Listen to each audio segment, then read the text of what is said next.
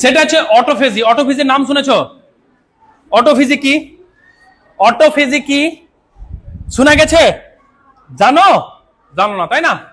বলো, কে দিনে কতবার ভাত খাও? মানে সকাল থেকে নিয়ে রাত্রে পর্যন্ত কে কতবার খাবার খাও? দুবার। কি কি খাও? ভাত। তুমি আমার মানে তুমি যতবার মুখে দিচ্ছ জল ছেড়ে কতবার খাবার দিচ্ছ? মানে চা, ওটাও একটা খাবার টাইপের হলো। 50-60 বার। বাপ রে বাপ। কতবার? 3 বার। তোমরা সকালবেলা ঘুম থেকে উঠে কি খাও? চা। তাহলে ওটা একবার হলো। হরলিক্স। চলো ওঠো। তারপরে কে কি খাও? এই ঝটপট বলো, কে কি খাও? সকাল থেকে নিয়ে রাত্রি পর্যন্ত কে কতবার খাও, কি কি খাও, তাড়াতাড়ি বলো আমাকে।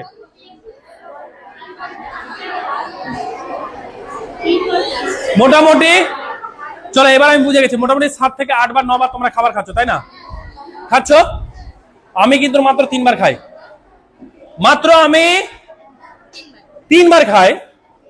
আমি যখন বললাম না যে বাবু আমি দৌড়াই না, আমি এক্সারসাইজ করি না, তো আমি এরকম করে আমার মানে এখন সুন্দর আছি, ভালো আছি, ঠিক আছে।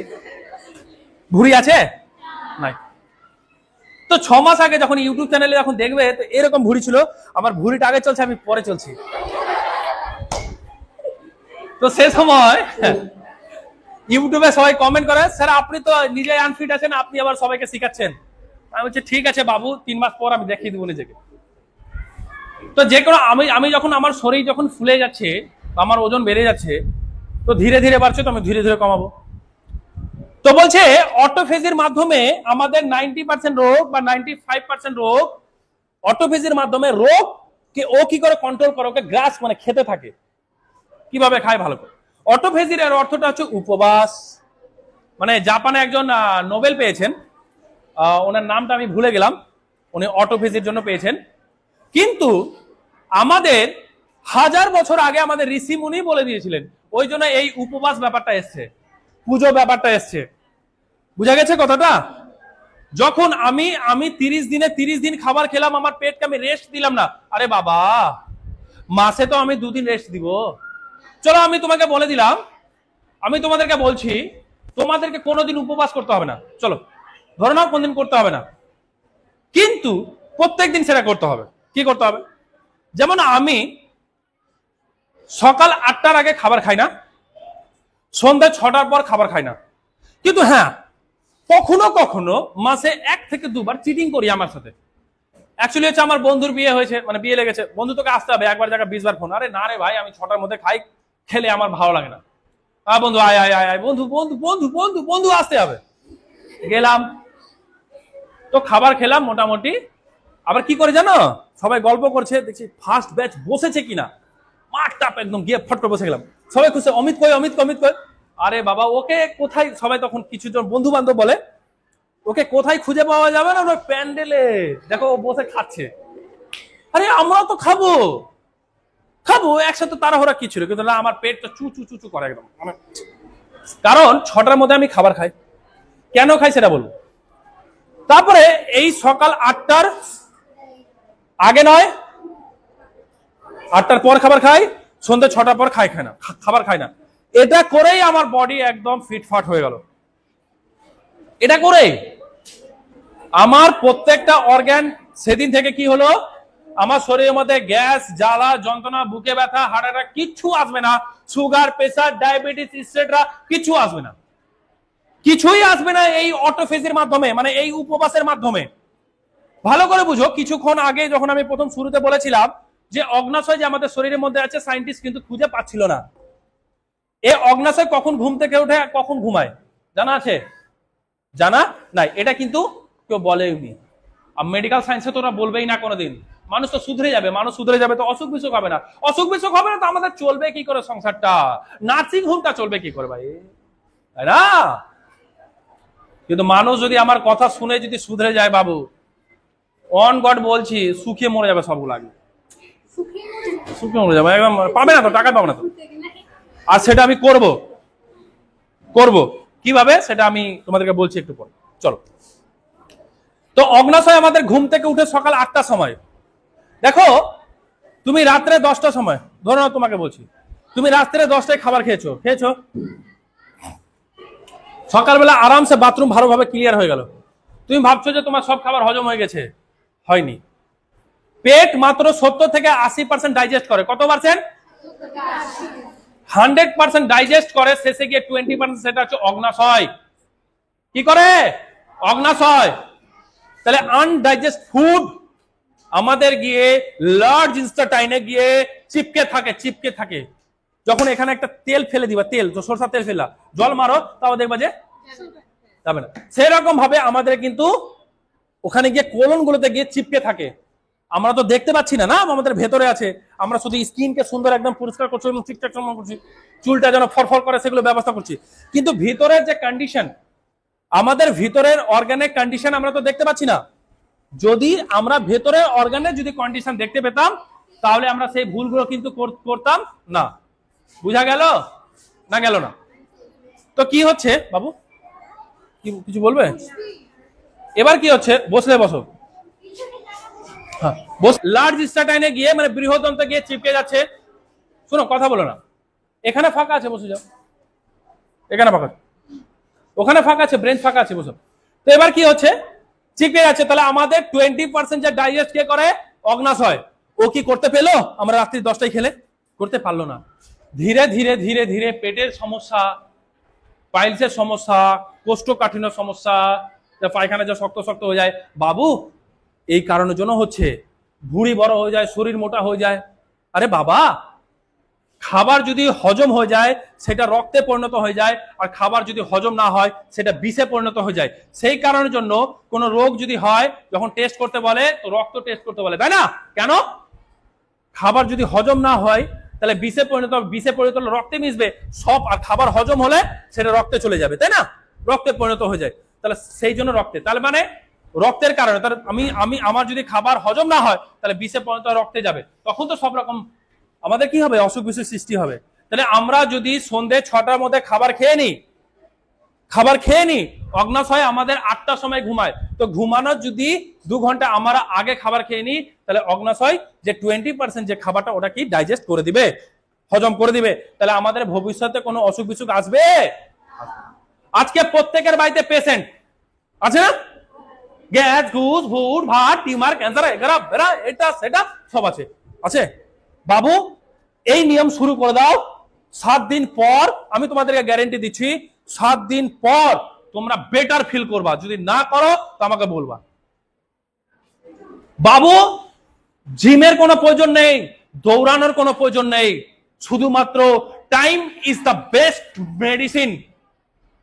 এই পৃথিবীর মধ্যে যদি ভালো কোনো ওষুধ হয় সেটা হচ্ছে সময়, আর সেটা হচ্ছে সন্ধ্যে 6টার পর আর খাবার খাবে না। এবার তোমরা যেহেতু ইয়ং বয়স, তোমরা 6:30 খাও। কখনো কখনো মাসে বিয়ে বাড়ি গেলে তুমি খেয়ে নাও 9টার সময়, 9:30টার সময়, কিন্তু প্রত্যেক দিন না, মাসে 1-2 বার ঠিক আছে।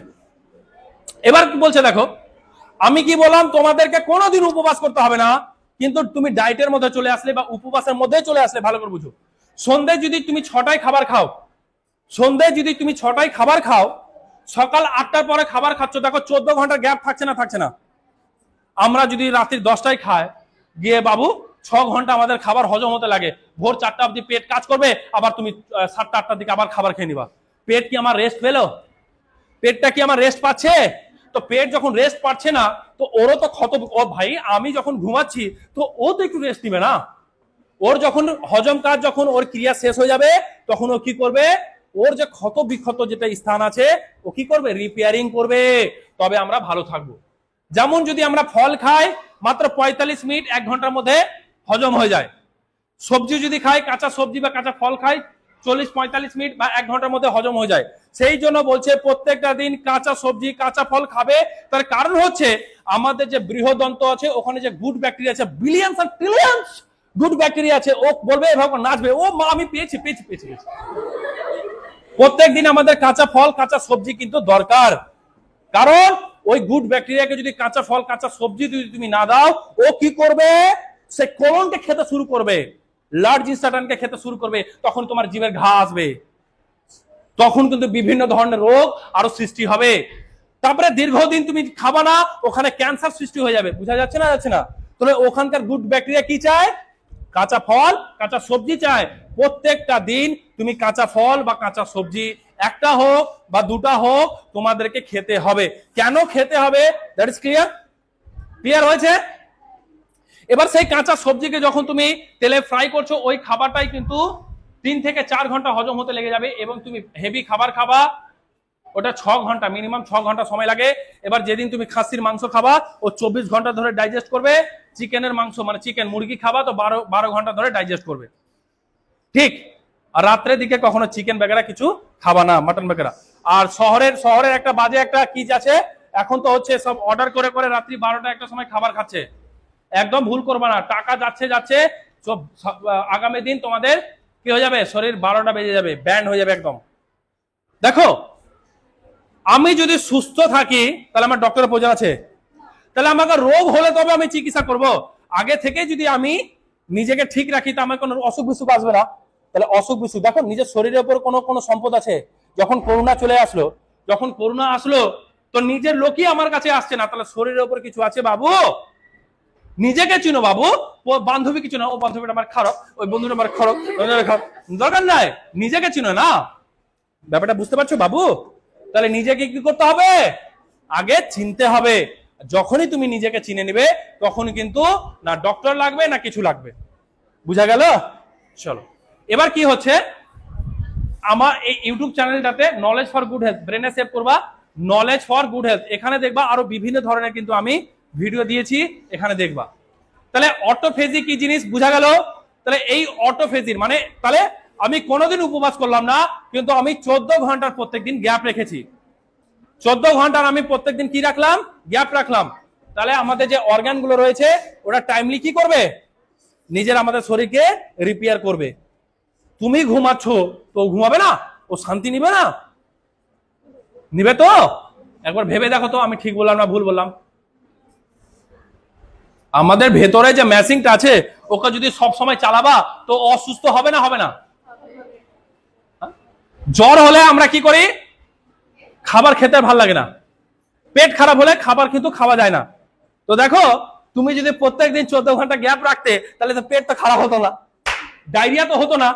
ঠিক? আর তুমি এক্সট্রা করে ওষুধে খেতে হতো না, কষ্ট পেতে হতো না, তাই না? দেখো, সুদ আসল কিন্তু আমাদের বডি কিন্তু আমাদের কাছ থেকে নিচ্ছে। তুমি এভাবে করবে না তো, আমি এইভাবে করে তোমাকে টেনে নিয়ে আসবো, তোমাকে অসুস্থ করব, তুমি বিছানায় শুয়ে থাকবে আরাম। ঠিক আছে? বুঝা গেল? তাহলে বাবু, প্রত্যেক দিন যদি নিয়ম ফলো করো, তাহলে কোন শরীরের মধ্যে অসুখ বিসুখ আসবে? বলো, আসবে? আসবে না। তাহলে আজকে থেকে নিয়ম ফলো করবে। কাহে পাবা না? দিনের বেলা খাও।